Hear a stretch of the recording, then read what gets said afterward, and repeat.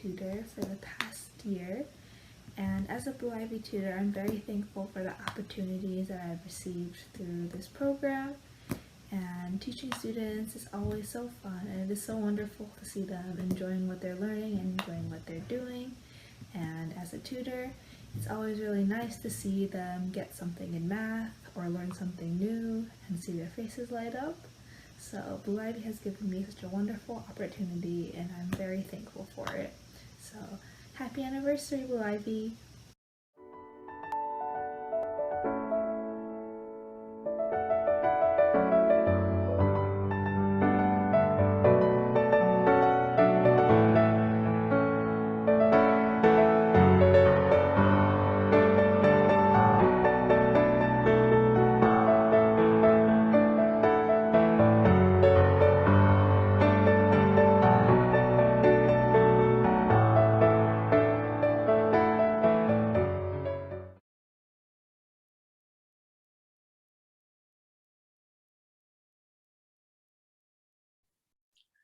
All right, welcome everyone.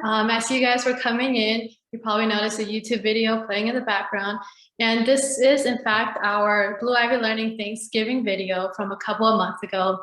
And this one is celebrating the 1-year anniversary since Blue Ivy Learning started. The creators behind this video has worked very hard, dedicated a great deal amount of time and effort to publish this video.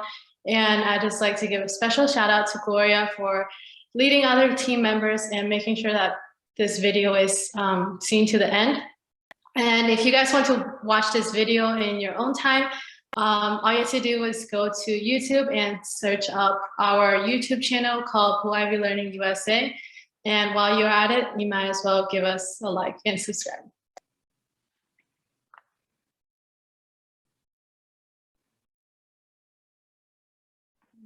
Do you want me to share my screen? Episodes?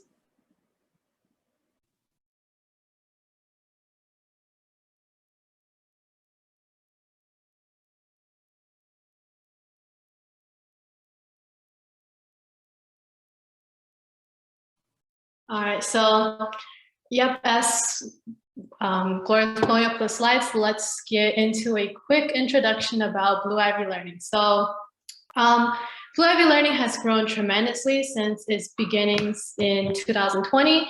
While it has grown nationally and across the globe, our mission and core values have never changed since its beginnings. So I'd like to begin with our mission statement real quick, and this one is to inspire the youth this curiosity, challenge them to their full potential, and propel them to excellence. Now, the key takeaway points, if you're going to remember anything from this, is our 3 words on the bottom, which is inspire, challenge, and achieve. And further on the next slide, we have similar core values for our mission statement and our vision. So this one is to empower youth with the support they need to reach their potential and to create a better future for themselves. And through this, we are doing a variety of approaches. So we're doing this from the help of recruiting, training, growing, serving, and enjoying. And now some of the programs that you can enjoy from Blue Ivy Learning are the academic tutoring sessions, the book reading clubs, and the education forum, which you are listening to or watching to right now, and also through fundraising programs. And also I'd like to point out a special quote on the bottom, which is that we empower and support the youth to work hard and reach their full potential. And like that being said, the volunteers in Blue Ivy Learning approach these tasks with the same principles and visions in mind. Yeah, and I am your host, Lena. I am a junior at Johns Creek High School. And now let's introduce our speaker for tonight, Gloria Singh. Okay, hello everyone. Can you guys hear me okay? Okay, I'll take that as a yes. Okay, so as Alina introduced me, my name is Gloria, and I am also a junior in high school. And today I will be presenting the first in the series of middle and high school student success series. And today's topic will specifically be on time management and extracurriculars. Okay, So again, I am a junior, and specifically, I go to Adelaide E. Stevenson High School, which is a public high school in Illinois. And to start off with, I thought I'd just share some of my own extracurriculars before I get started with today's presentation. And I will be going in depth into a few of these extracurriculars later on in the presentation, but here we go. In school, I do 4 main extracurriculars. So they are HOSA, otherwise known as Future Health Professionals of America, and then FDA, which is Future Doctors of America and not the Food and Drug Administration. And I also do NHS, which is National Honor Society, as well as Dance Leadership. So out of these 4, I think NHS is the most well-known one, and HOSA is offered nationally, I think, too. And then FDA is, I think, my school created club, so there is that. And outside of school, as you can tell by the pictures on the left, I spend a majority of my time doing rhythmic gymnastics, and I've been doing it for almost 10 years. So you can see kind of different pictures of me throughout my journey in rhythmic gymnastics, from when I first started in 3rd grade to a competition just a year ago. And this is the extracurricular that I spend the most time doing. I currently spend my time about 5 days a week and 3.5 hours per day doing rhythmic gymnastics. And then moving on, I'm also a Northwest Hospital volunteer, which is a local hospital in my area. And that one I just started recently. And then I can't forget to mention that I am a Blue Ivy tutor, and I would like to thank Blue Ivy so much for giving me this opportunity to speak about such important topics that I think are for middle school and high school students. And then finally, I am a Chinese school teacher assistant. Okay, let's get into today's agenda. So what I have planned is that we will talk about extracurriculars, and then how to handle those extracurriculars and school workload, as well as AP classes, and then strategies for efficiently completing your homework and studying for tests. Okay, on to our first topic, which is extracurriculars. And so the first slide is, what are extracurriculars?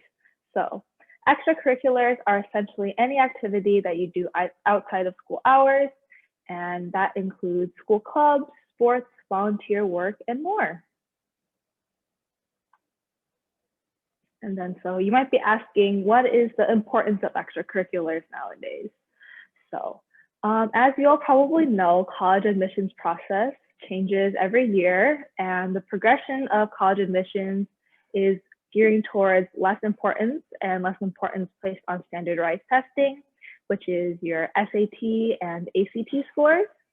And while those are becoming less important, colleges will start placing more importance and emphasis on things like your extracurriculars, and they will look more into extracurriculars to see if they will accept you into their school or not.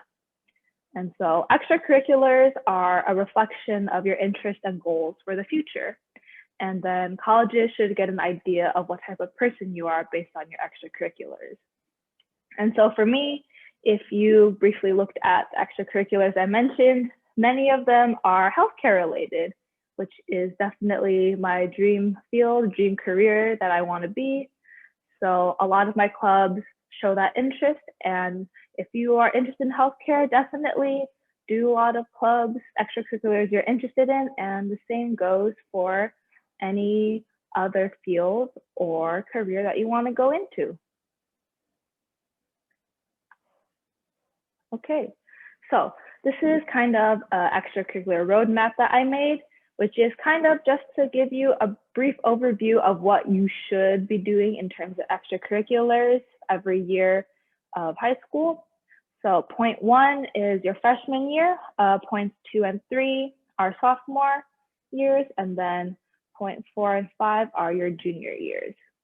So for your freshman year in high school, it's mostly just to kind of dip your toes into the water and kind of test out different extracurriculars. You should try as many extracurriculars as you can, whatever you can fit into your schedule, and whatever you're interested in, definitely take note of that and remember to put more dedication, put more time into those extracurriculars. But freshman year is definitely a year for experimentation and then just getting used to the high school environment. And then points 2 and 3, sophomore year, you will want to begin to narrow down the amount of clubs that you are doing, as this is at the point where school gets more rigorous and you won't have time to do 5 or 6 clubs that you probably tried out during freshman year. So you'll want to begin to focus your energy on 2 to 3 clubs. And that leads us into the third point, which is to put more energy into the clubs that relate to what you want to do in the future. And as I said previously, in relation to college, you want to put more effort into the clubs that relate to your interests and your goals for the future. So sophomore year is a time where you are kind of deciding what clubs you want to keep and what clubs you kind of don't want to put that much effort into and kind of put off to the side. And then getting into junior year, you'll want to continue to develop your position in your clubs and then begin applying for leadership or executive board positions in your club. And this is all to help you stand out more, as even though you are in certain clubs, that isn't it. You want to do more. You want to show that you are dedicated to this club and that you are really putting your time and effort into it and making it something that is important to you. And so that leads us into point 5, which is to try to make a major impact in your club or win awards. So for me, HOSA is a competition-based club. So that would be like, for me, I would try to aim towards winning state awards or national awards. And I actually do have my HOSA state competition coming up next week. So that is something that I'm studying for right now. But definitely for your competition-based clubs, work towards winning those awards and being kind of, being really proficient in that and then standing out. And then if your club isn't a competition-based one, I would say try becoming, let's say, an executive board member or leading a presentation or some sort of activity in your club to help you stand out. Okay, so I'm going to have 3 major tips that I kind of hope that if you don't take anything else away from this presentation, that those 3 tips are the ones that you will take away. And this is the first one. So remember to start early. So this not only pertains to extracurriculars, but everything you do. But extracurricular specifically, if you start early, this will help you build better connections in your clubs and your teams. And then you will also be able to build upon those connections and become more successful the more years you're in that club. And then this is more for later on, as freshman and sophomore, it is not that common, but eventually once you get to junior year, senior year, when you start to apply for summer programs, research, and internships, being early is definitely key. And I've had many experiences with not starting early and experiencing a lot of setbacks. I would say my hospital volunteering is definitely one of those stories. So I actually started applying to that volunteer program in the summer of last year, and I've only recently started this month. So that application process took me about half a year between my starting the application and me starting to actually volunteer. So that process definitely made me realize that you should start as early as possible, or else some of those opportunities might slip out of your grasp. So definitely had a lot of personal experience with this tip. Okay, moving on. I know I just mentioned summer programs, research, and internships. And while it might be a little early to start thinking about these things, it is definitely nice to have some background information on what these types of programs are and what they do. So summer programs, they are usually held by colleges or different organizations. And most of the time, they give students a glimpse into what college life is like on different campuses, as well as intensive learning on certain topics or subjects. So these programs are definitely majority college held. And I know one of the most, I think, well-known ones, I think, is YYGS, which is held at Yale. So these programs usually are for, I think, underclassmen, definitely, because once you get into junior, senior year, you want to look more towards research and internship. But summer programs definitely can help you hone in certain skills, such as debate, or if you're looking into STEM, your science or your math. And as well as you'll be able to live on college. I don't know how that will happen with COVID, but usually you'll be able to live on college and see just what being a college student is like. And then moving on to research, this is again usually held by colleges or research labs, and it gives high school students the chance to do research with different professors or college students. And research is definitely something that is recommended to be done for students, especially going into the STEM major, because research is a big part of science and technology. So that is definitely something that you should do for STEM, but that doesn't mean if you aren't interested in STEM, you can't do research, as it is a good opportunity to get work with new peers, as well as build connections with professors.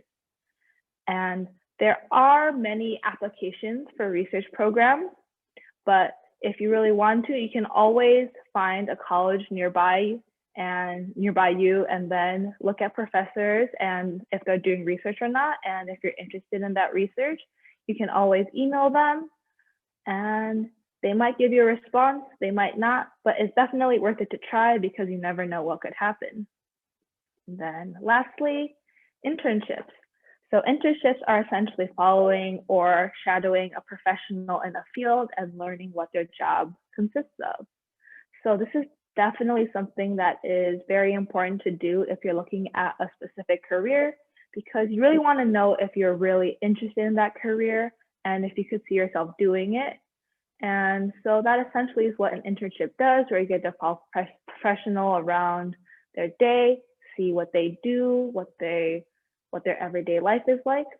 So internships right now, I think, are pretty hard to find because of COVID, but it is always a possibility that there are online internships, but these are also more geared towards upperclassmen, such as juniors and seniors, because there are many age restrictions on some of these programs.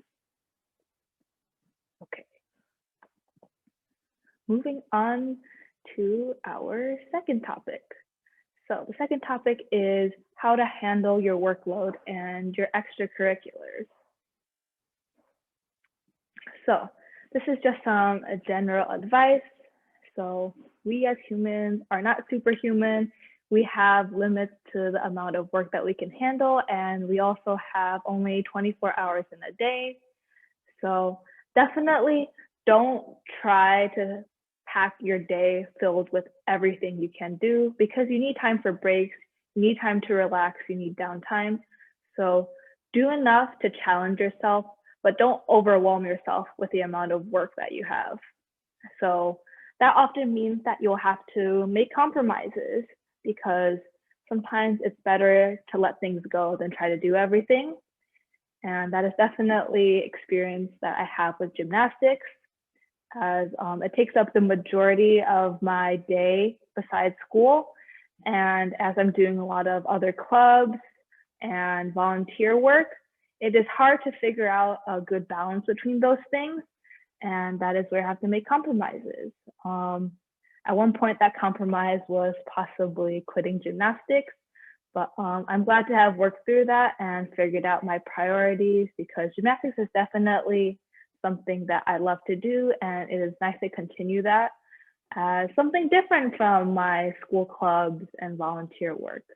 But definitely, you have to make compromises because you won't have time to do everything that you wish for. Okay, our second tip, remember quality over quantity. Doing fewer classes or activities, but doing them better is definitely more effective than trying to do all the possible classes and activities that you can. because by focusing your time on only an important few things, you'll be able to grow your skills and do your best instead of trying to do everything. That will only put stress on you, and then the effort that you put into your activities and classes will decrease because you're trying to split your effort among a multitude of different things that you can't possibly keep up with. So definitely you will have to sacrifice things. I think that is something that is very important to realize, that you won't be able to take everything and do everything well. So again, quality over quantity of your work. And so this is a quote that kind of relates to that. My mom has said this to me a lot in Chinese. So this is kind of a translation that I don't know if the full meaning will fully translate through, but the English meaning is try to catch everything and you will end up catching nothing. And I think that is a pretty wise statement from my mother. That definitely got me to reflect on a lot of my decisions on whether or not I should continue a certain extracurricular or keep a certain class in, because it is definitely really hard to want everything but not be able to do everything, because I know we are all striving for a lot of success, which usually comes with a lot of challenging classes, a lot of challenging extracurriculars that will take up a lot of our time. But then it's definitely important to reflect on that and realize that maybe you don't have to do everything to be just as successful. Okay, so this is something that I recommend everyone do. Create a list of your priorities. This little diagram at the bottom here is kind of my list of priorities, and I'll kind of go through them with you so that you can kind of see my mindset and then how you should probably go about doing something like this.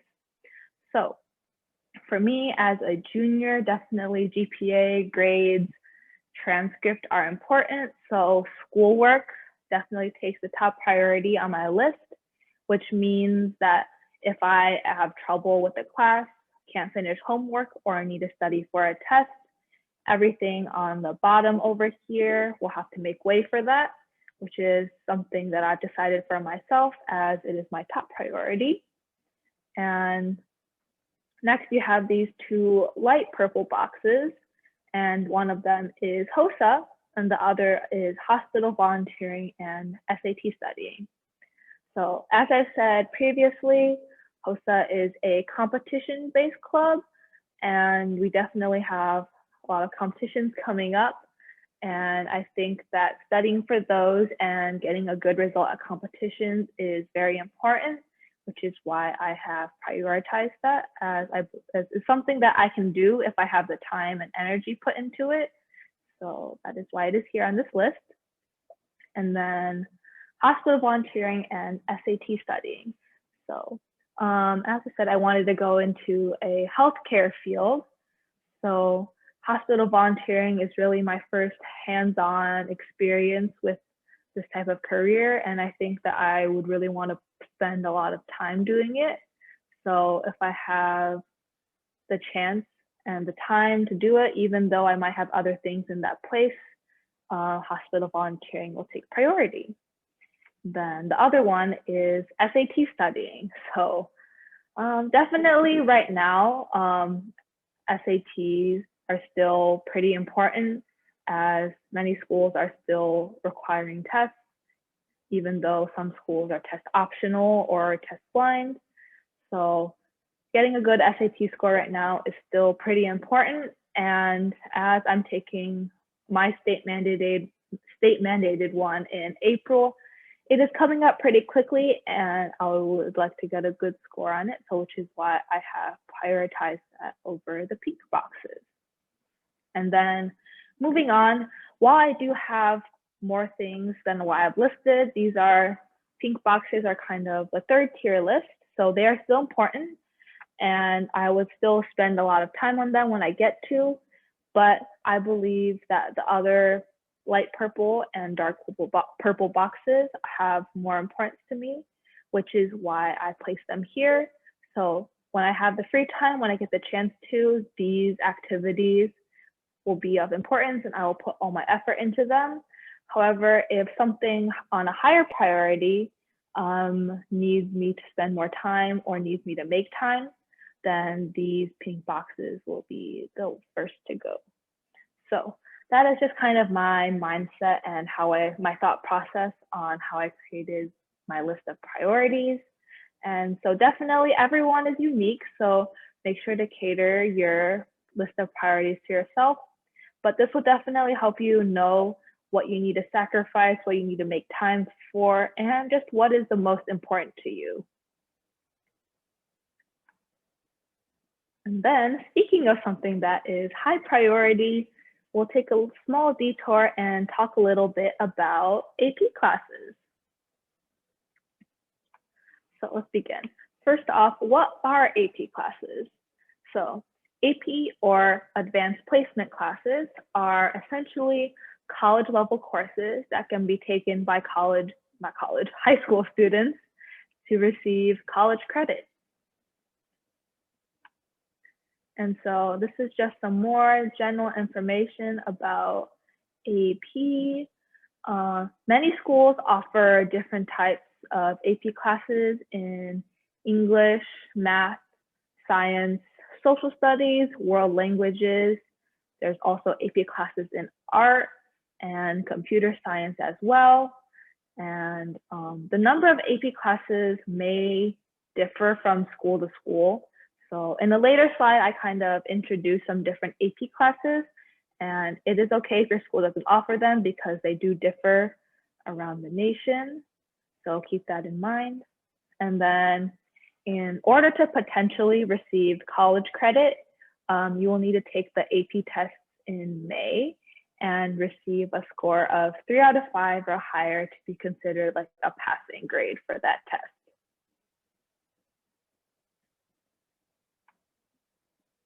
Okay, now this is just a little bit of a disclaimer. You won't always get college credit for your APs. Different colleges have different criteria for what they will accept, and certain colleges may not even accept AP classes as college credit at all. But generally how it goes is public or state colleges will accept more APs than your private colleges will.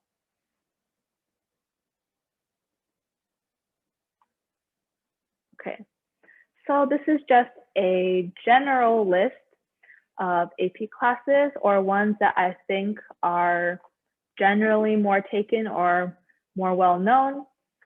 So for English, there are only 2 English APs and they are written here on this slide. So one of them is English Language and Composition, or otherwise shortened to AP Lang. And AP Lang is more nonfiction focused, and you'll analyze speeches, research papers, news articles, things like that. And then there's also AP English Literature and Composition, which is known as AP Lit. This is more fiction-based, so you'll be analyzing works of fiction. And generally, AP Lang, so the first bullet, is taken your junior year, and AP Lit is taken your senior year, but it does depend on the school. And then moving on to math. So these are just 3 options. There are also computer science APs, but they are not listed here. So there's AP Calculus BC, AP Calculus AB, and AP Statistics. So Calc AB and BC, the major difference between these 2 AP classes are that BC includes all of Calculus AB material plus a little bit more. So Calculus BC will definitely move faster and is considered a more rigorous course than Calculus AB. But that doesn't mean Calculus AB is easy or not as rigorous, as you will go more in depth into certain topics because you have the time to. And then there's AP Statistics. So definitely this is just a college level statistics class. And all of these I think can be taken interchangeably within your high school years. But I'm currently taking AP Calc BC, and AP Stats is an option that I have for my senior year. And then moving on to science courses. So here's just a list of some of them. There is definitely more, but there is AP Biology, AP Chemistry, 3 different physics, so Physics 1, Physics 2, and Physics C, as well as AP Environmental Science. So definitely if you're going into research-based science or more sort of that type of science, biology and chemistry is definitely recommended to take. And then physics is definitely something that you should always take. But if you're looking more into engineering too, definitely take more physics APs versus your biology or chemistry APs. And then AP Environmental Science is just an additional AP if you're interested in, as well as, you know, if you want to become an environmental scientist or a researcher on the environment, AP Environmental Science is something that is pretty nice to take and interesting. So right now I am taking AP Biology, and senior year I will be taking AP Chemistry, and I took AP Physics 1 in my sophomore year. And then moving on down here, we have world languages. So many language APs are offered, but here's just, I think, a list of some pretty popular ones. So there is AP Chinese, AP French, AP Spanish, AP Latin. I know there's also, I think, AP German, as well as Japanese. But world languages are definitely something that certain colleges look for, and many colleges recommend you taking some world languages. So an AP language is definitely a way to stand out, as well as to show rigor and interest in world cultures and languages. Then our final category here is social studies.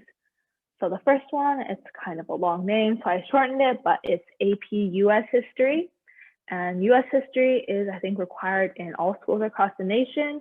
And you have the option to take AP, which definitely, again, shows more rigor and a more challenging course load. And then you also have AP European History and AP World History, as well as AP Psychology, which is more of a social science, but still falls under the social studies category. And I am planning to take AP Psychology my senior year.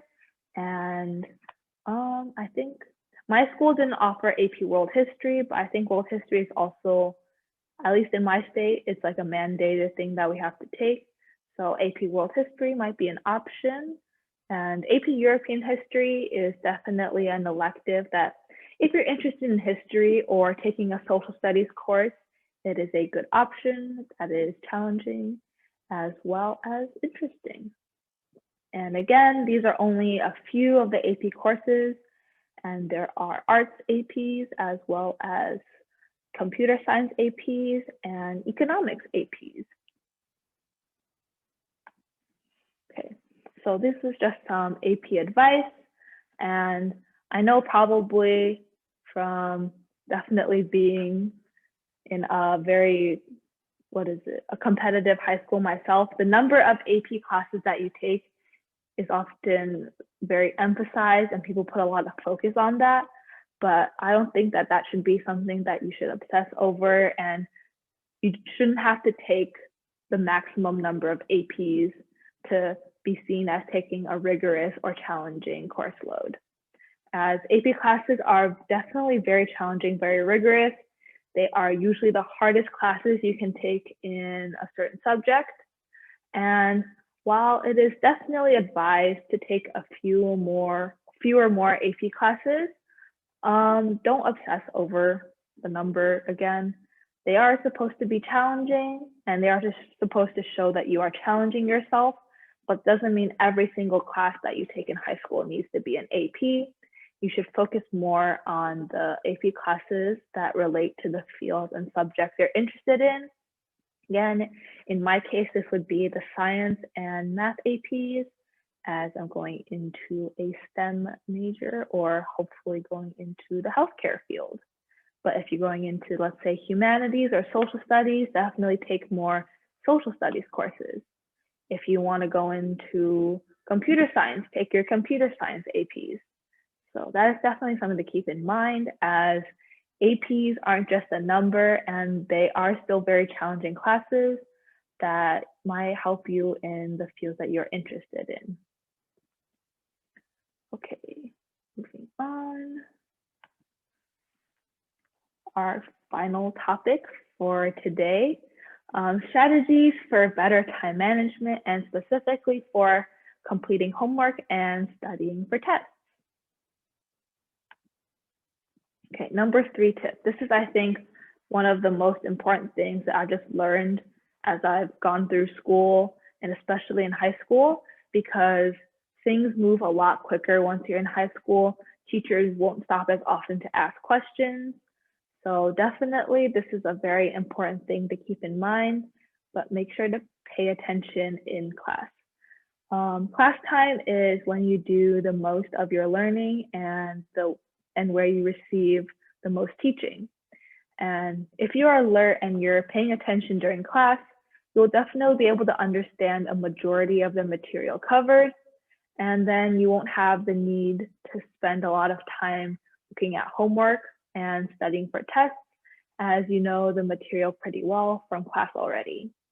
And this is something that I think has helped me reduce my time spent on homework, especially in high school, because as you know, there's definitely the stories of high school students working all the way till like 3 a.m. on their homework and not being able to finish. But I still believe that if you pay attention in class and you ask the right questions and you take the right notes, your time spent on studying outside of school will be less, because you already have retained a lot of that knowledge. So with gymnastics and all my extracurriculars, I think this is definitely a very good tip to follow, as well as just generally in life, you know, paying attention in your classes, lectures, presentations will definitely help you in the long run, as you'll be able to retain more of the information as you are actively listening and participating. Okay, this is also a tip that I have done myself and I would recommend doing. Have a designated space to keep track of what you need to do. I personally like writing down things. I do it more electronically on my iPad, but it is definitely a good way to organize what needs to be done. And then you can always rank your list of things to do based on priority and make sure to complete the most important tasks first. And then you can also create reminders for tests to know when they're coming up so that you can start preparing for them.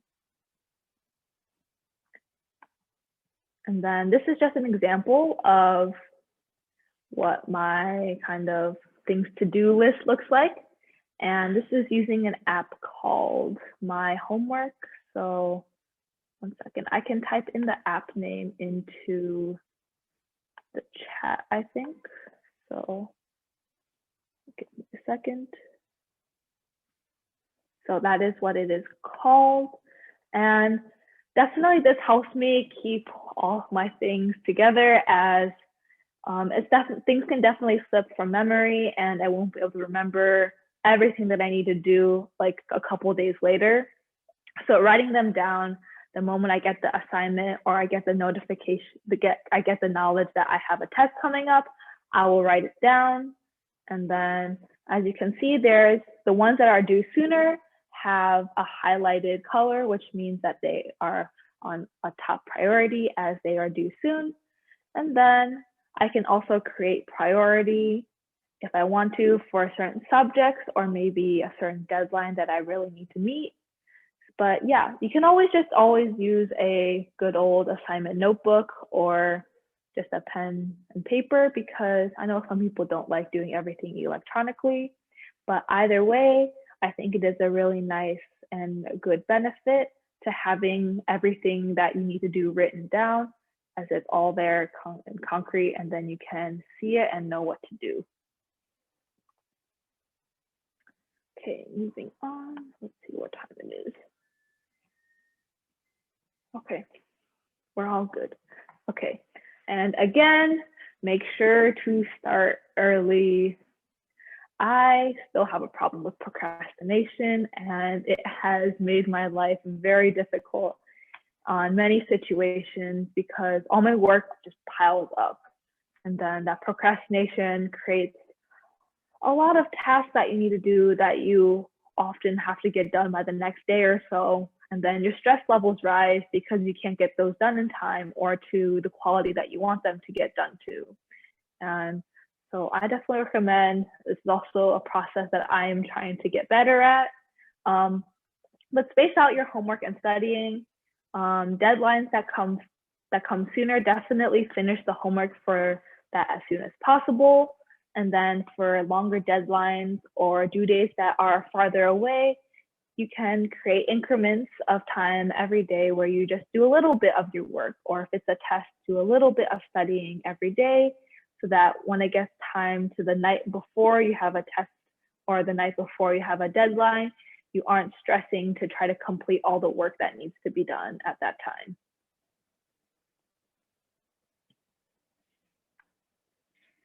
Okay, so let's review the 3 top tips of today. So first of all, start early. Time won't wait for you. So grab those opportunities whenever you can. So this applies to everything from extracurriculars to schoolwork to the sports too. Definitely just start everything as early as possible. You don't have to finish them early. Definitely get a head start on them as early as you can. And then secondly, remember to prioritize quality over quantity.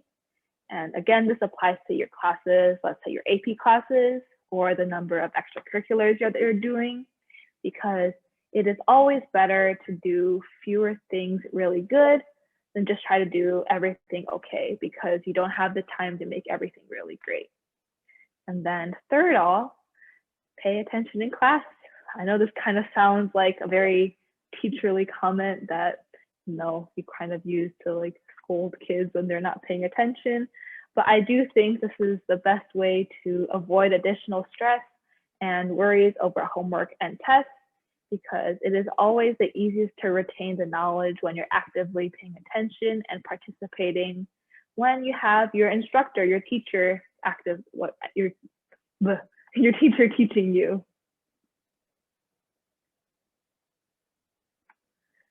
Okay, so I will hand it off to Alina now to talk a little bit about the next webinar information before we can get into the Q&A.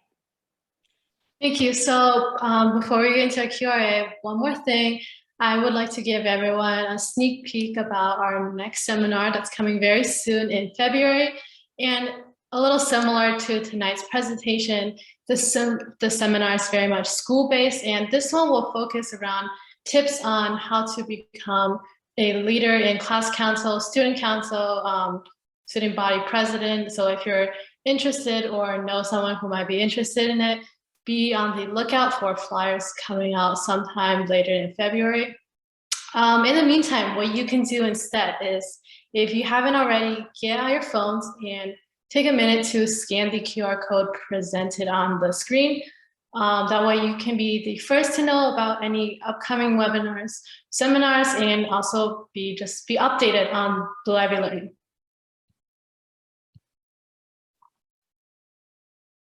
Yeah, so I'll take a minute for everyone to do that.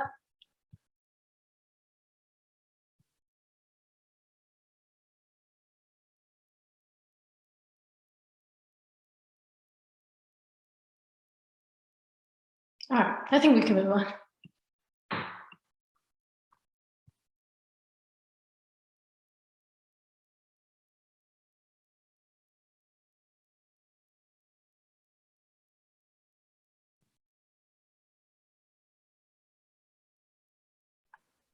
I can always keep this screen up as we go through the Q&A. So if anyone needs to do it as we do the Q&A, it'll just be up here for you guys to use. All right, let's move on to the Q&A section now. Now I'm going to open up the floor to anyone that like has a question, comment, concern, and you guys can type that in the Q&A section. It's a little section on the bottom of your screen and it should say Q&A. I see some of you guys have already started typing in it, and I'll just answer the questions in the order that they come. So before we get started, I know there was a question in the chat 10 minutes something ago. This question was directed towards your AP classes, asking about which AP classes, or if you could just give a list of those that you've taken from freshman year to what you think you'll take senior year.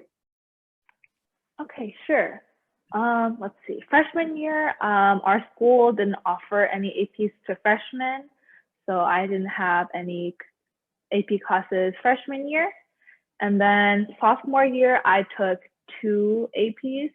I took AP Physics 1, and then I took AP Human Geography. And AP Human Geography is definitely a course that is not offered in a lot of high schools. I know this because my friends that live in the area that go to a different high school don't have this class offered, but I wanted to take a social studies course just to, because I had the space to. And so I decided to take AP Human Geography to see what it was like. And I liked the class a decent amount. So if you do have it offered and you're interested, I would recommend taking it. And currently as a junior, I am taking 4 APs.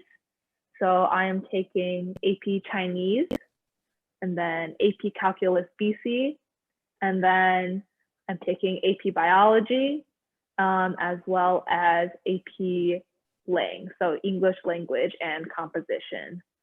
So those are the 4 APs I'm taking right now. And for senior year, I think I have, let me see. I think I have a couple APs, either 4 or 5 again, I think. So AP Chemistry is definitely one of the ones that I am definitely taking.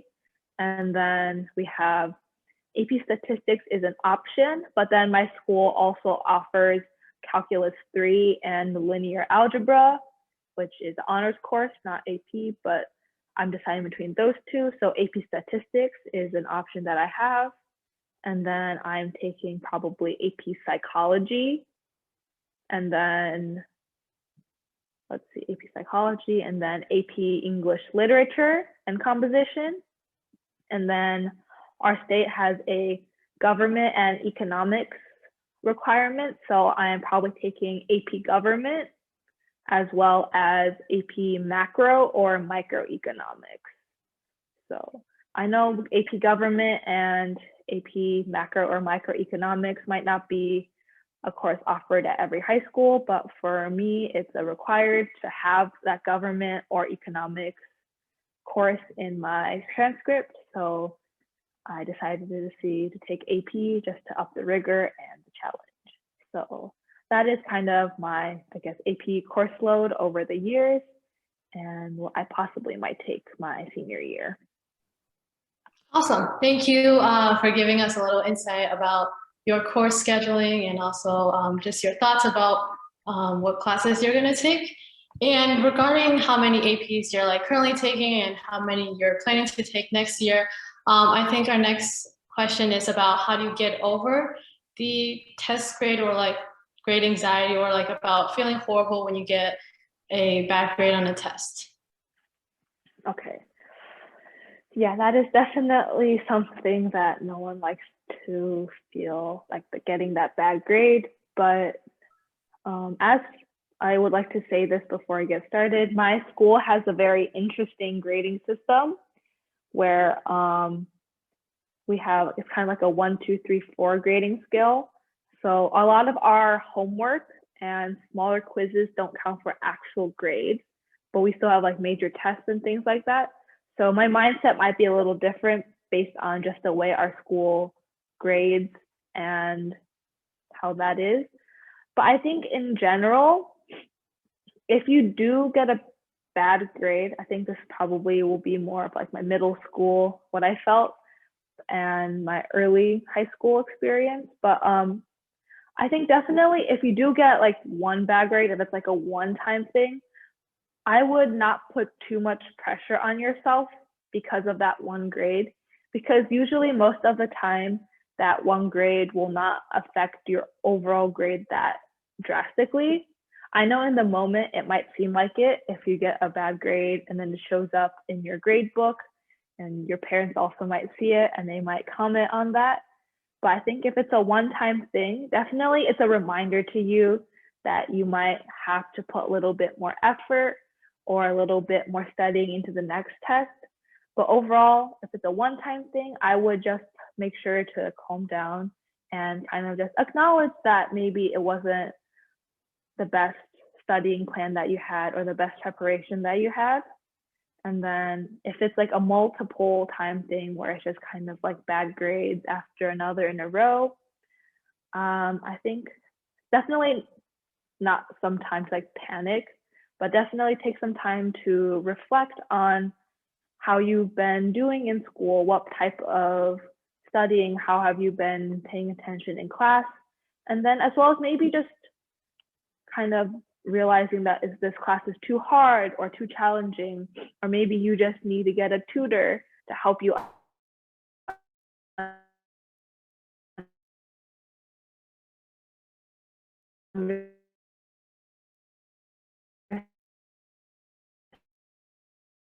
that just takes some self-reflection and realizing that it is not the end of the world, that even though one bad grade seems to make everything a lot worse in the time being, it is just an extra motivator for you to push forward and work harder and do better.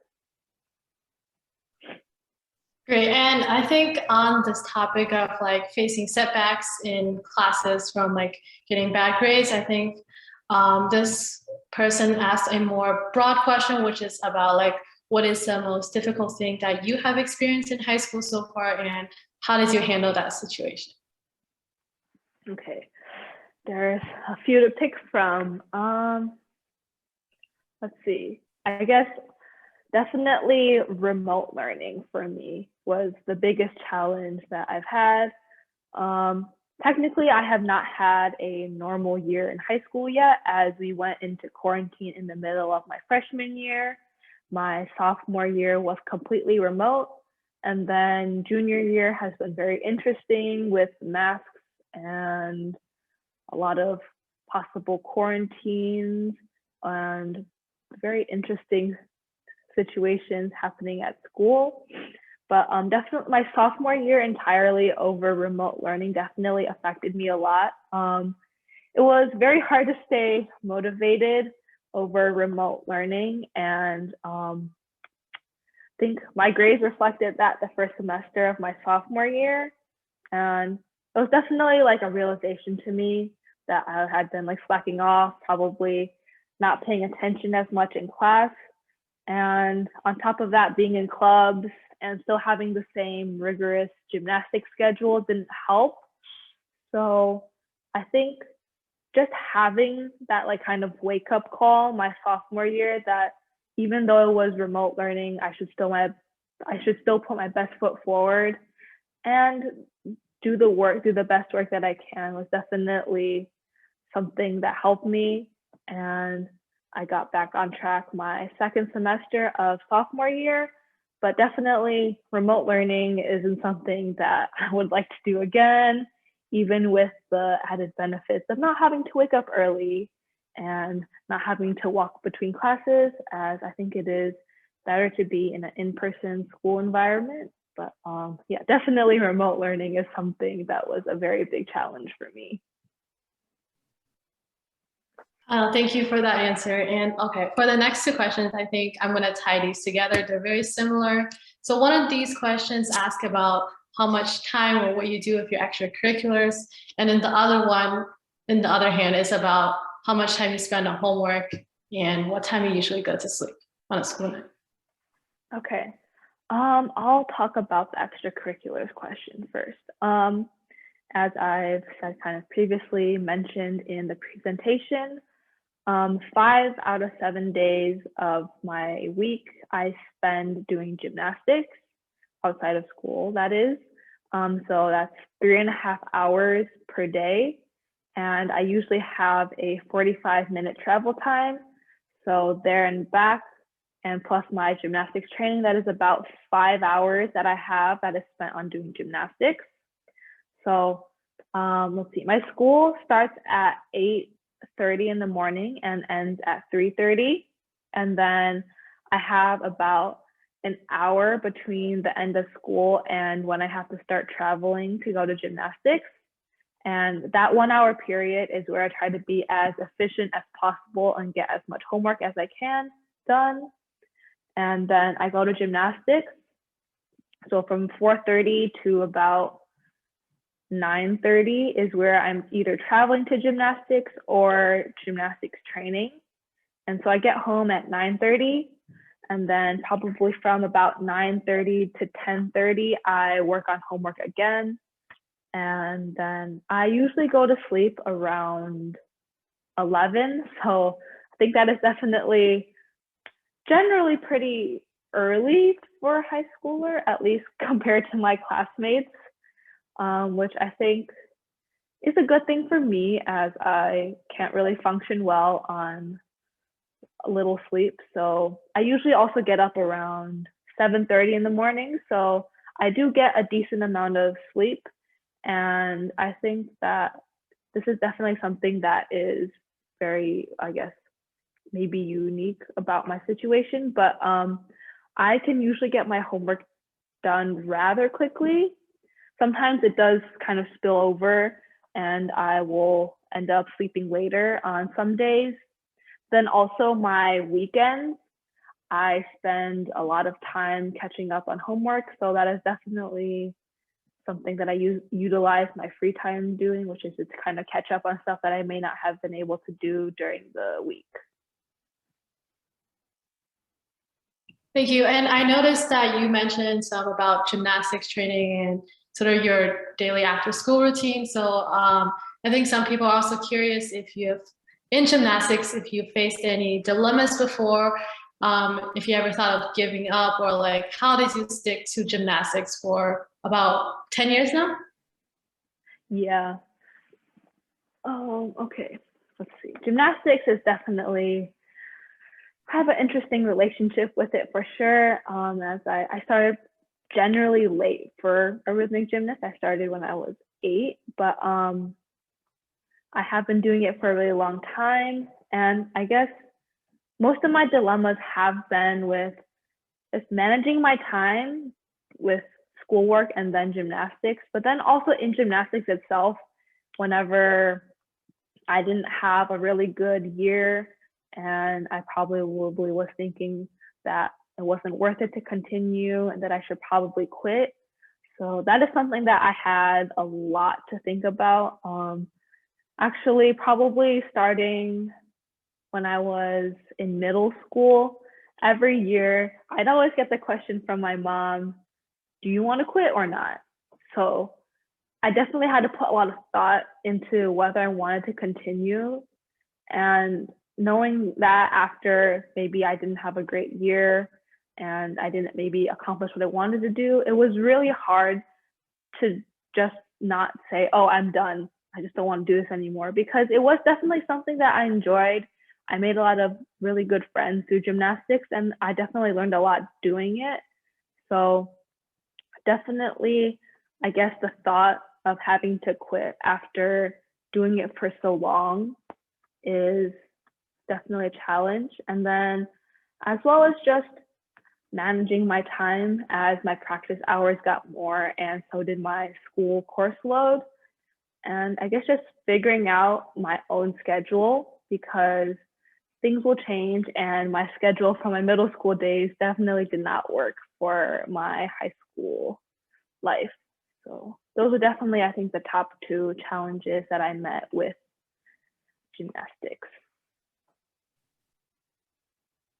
Great answer. And I think we're going to jump back to your career or your future career path for a while. So how did you find hospital volunteering opportunities or any medical related internship opportunities? Okay, so definitely, yeah, I was very happy that I was able to find a hospital that was accepting volunteers during this time, during COVID. It was actually through my club, FDA, that I got this opportunity. But I do agree that it is very hard to find opportunities, volunteering, research, internships, especially in the healthcare field that is such a sanitation and very, I guess, like center for COVID. So I definitely, trial and error is very important to keep in mind. I did look at a lot of hospitals before I settled on this one because a lot of them didn't have volunteer opportunities or they weren't accepting high school students. So I guess it is a lot of just searching out on the internet. I definitely typed into Google a lot of just hospital volunteering for high school students or research opportunities or like doctor shadowing. So I would say definitely not finding opportunities is very common. So you should just keep trying at it and definitely push forward and you will eventually find something out there for what you want to do. And this goes for everything, not just for healthcare opportunities. But I do think that even if you don't find something you like on like the first couple searches or the first couple tries or applications, definitely just keep doing it because there will be something that'll catch your eye that you want to do and that you'll be accepted into. Yeah, and I think, as you were saying, I think HOSA and FDA worked out really well for you, and it really did lead you to like all these opportunities and internships you have now. So like speaking from a more personal note, I guess this person asked if there were two clubs supposedly that were the same time and both at school, which one would you choose?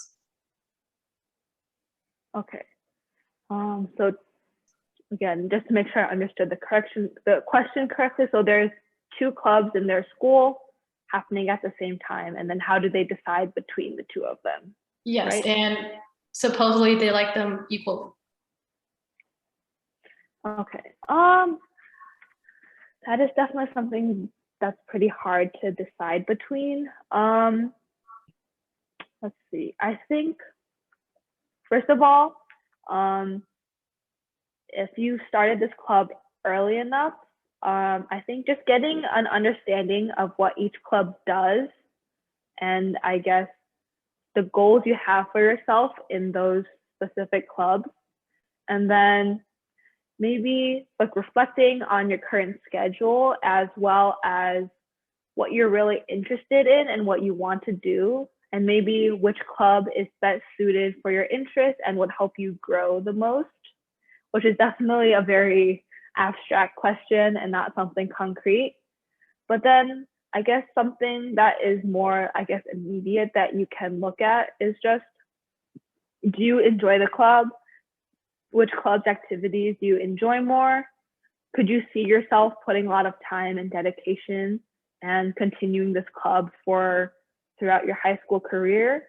And so kind of answering yes or no's for those questions. And I think like an immediate reaction, picking whichever club you have the most yeses to. So at least that is kind of my take on it. And then I guess also if each club has different time requirements, like maybe one is 2 hours long, one is 1 hour long, kind of seeing which one you would actually want to do. All right, and speaking of getting your opinion on things, I think this other attendee would like your take on AP classes. So right now, this person is taking AP Gov and AP Chem, and they are just wondering when they should start studying or preparing for these AP exams coming up soon.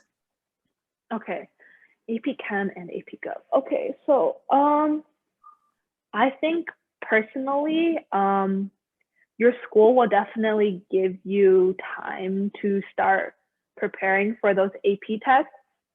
But I think that if you can, like, you might not have the time to do a lot right now, but definitely start reviewing things from your first semester whenever you can, or whenever you get like a little bit of time to.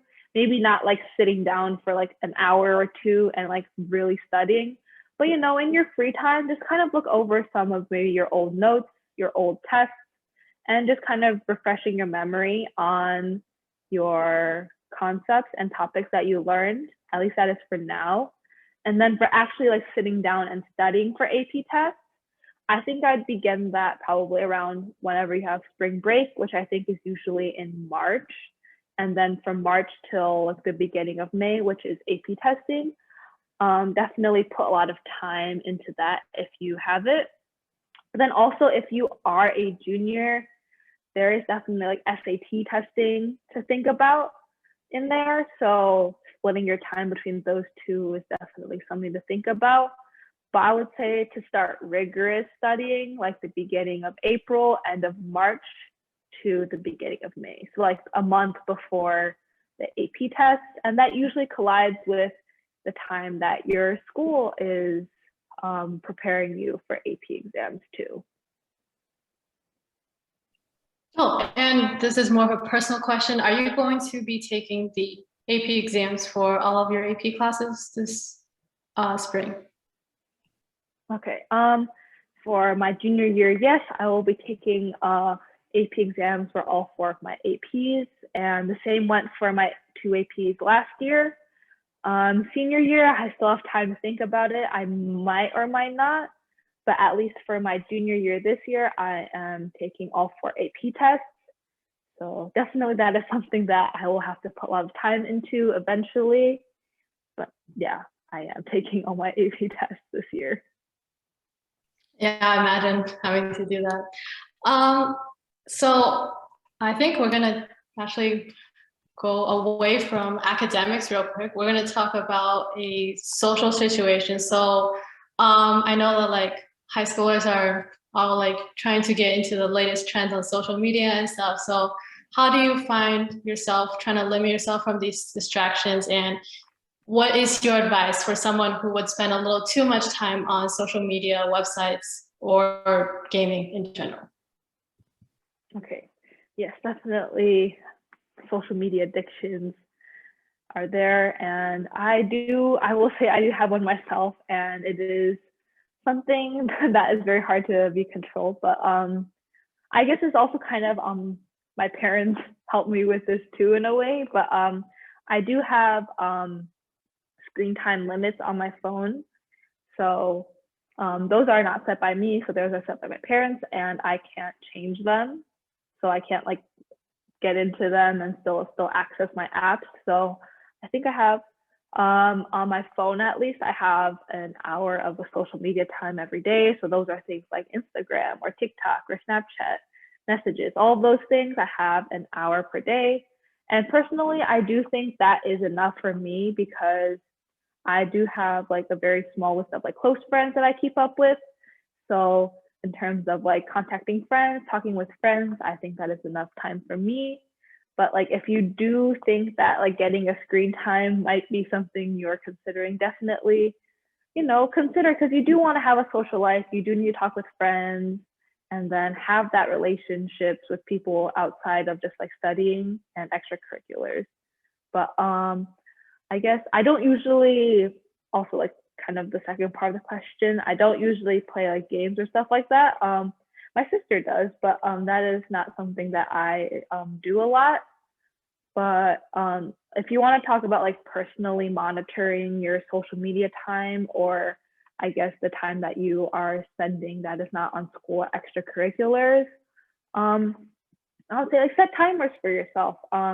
Give yourself like a set amount of time when you're sitting down. You can take breaks, like a 5 to 10 minute break where you kind of just relax from school extracurriculars and, do something fun, look at social media, but then don't make that break too long, because I think if you get like a taste of it and just kind of enjoy it for a little bit, that'll still kind of like ease your, I guess, addiction or need to keep watching, and then you can kind of get back on track. But I think overall, it's generally just remembering that you don't need to spend that much time on social media to get something out of it. Thank you. Now moving back into more academic questions. So from middle school to high school, there's some sort of like a gap in between the transition process. So what would be your advice for some middle school students that are transitioning to high school, like the upcoming years? Okay. Yeah, definitely. Transitioning from middle school to high school is a very big step. I guess first of all, usually high schools are definitely bigger. There's a lot more people. So it's not going to be kind of like your small community that you had in your middle school. So I think just remembering that you will definitely meet a lot of new people, make a lot of new acquaintances. So definitely be open to that instead of just kind of staying in your small group. And that's like the social side of it. But in terms of, I think, educational, there usually is a decently smooth transition, I believe. But most of the time, high school teachers will not be as like personal and asking questions and focusing to make sure that each student understands the concepts and topics that are taught. So asking questions is very important, or contacting and communicating with your teacher if you have struggles, because they are willing to answer your questions, but they do not have the time, I guess, in class or to focus on you to make sure that you understand the material. So you have to be active in asking a question if you don't understand something. And then, as well as you can always, high schools have a lot more resources. So definitely utilize the resources that they offer. There's like tutoring programs. Teachers have after school hours or before school hours. You will have your high school counselor, dean, social worker. So if you have any questions, definitely ask them.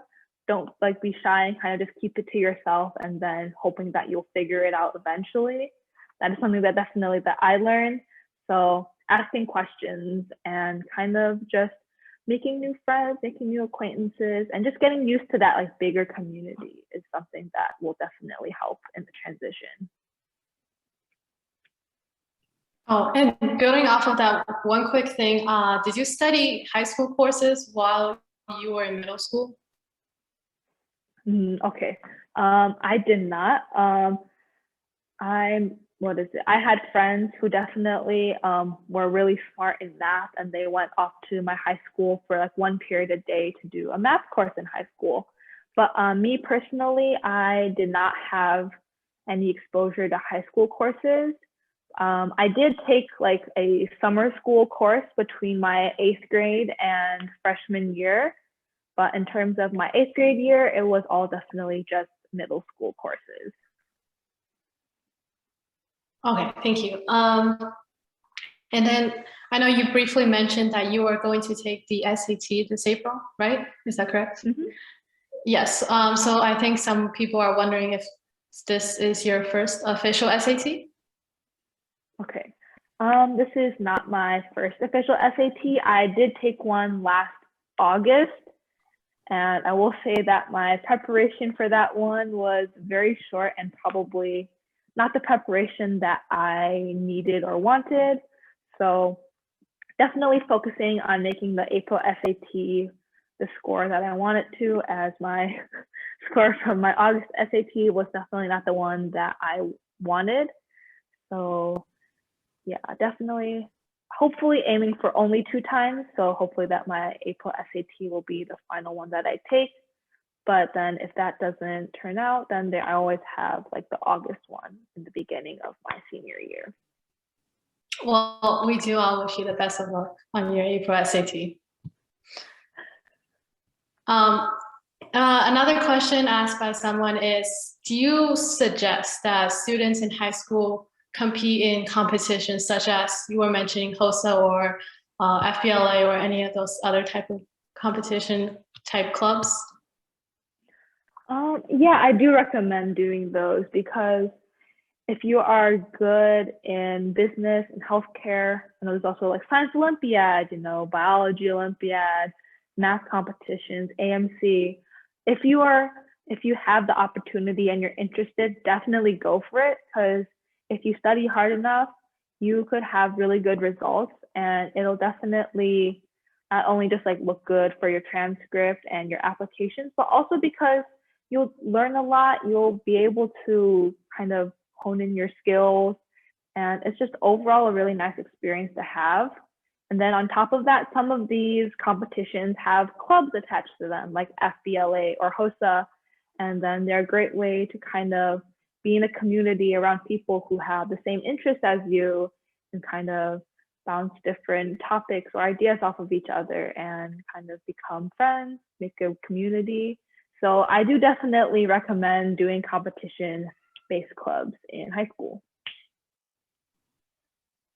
Thank you for the answer. And another question asked, similar to clubs, is did you take any classes outside of school, such as extra math classes, for example? Currently right now I do take one. I have it on Sundays, but it is like an AP calculus class. So it's more accelerated. It goes faster than I guess my school does, so that I kind of get like a preview for what's ahead and what's coming up. And I think that is like the only one that I'm currently taking. And in previous years, I've also done some sort of math help or math tutoring. Usually they aren't as big as the one that I'm taking this year, because definitely AP Calculus is a hard class and I wanted a little bit more help with it. But I think most of my years in high school, I have done some sort of extra math help or math tutoring, either during the year or in the summer to prepare myself for that class. Thank you. And one final question before we end tonight. I think this is based off of when you were discussing about these research programs and internships. So is there a difference between an internship or being an apprentice? Okay. I don't have too much knowledge on being an apprentice, but I guess for internships, they're usually maybe not as long as being an apprentice, and they're probably not as in depth. But depending on the field, you might gain more out of an internship versus an apprentice. As I really don't know that much about being an apprentice, so this is just kind of off what I think it is. But internships are usually kind of either like a summer program or kind of like a week-long or like a month-long thing where you just kind of shadow or follow around like doctor or let's say a research scientist or someone like that. So I guess there are similarities as you are kind of following around a professional as they work, but there might be some key differences in the time that you kind of shadow them or follow them, as well as like the depth of the information you will be able to receive. Sorry, I wasn't able to fully answer that question as I don't really know too much about being an apprentice, but that is just my take on it. Thank you. I think that was our last question for the Q&A. I think Q&A is now officially closed. Okay. Gloria, do you have any last minute closing remarks? Okay. Yeah. Also, first of all, again, thank you to Blue Ivy for giving me this opportunity to share some of my high school experiences, as well as tips and lessons that I've learned along the way. And if you have any questions or things you still want to ask, like personally, you can always email me at this email below. But I really enjoyed talking about some of my extracurriculars, how to kind of manage extracurriculars, as well as strategies for time management. And I hope you guys all had something to take away from this presentation. Yeah, and just again, thank you everyone for coming out tonight. Be on the lookout for our upcoming seminars. It'll be coming out sometime in February. And yeah, everyone have a great rest of your night, and hopefully we'll see you next time. Yep, have a good weekend, everybody. Yep. All right, take care, everyone.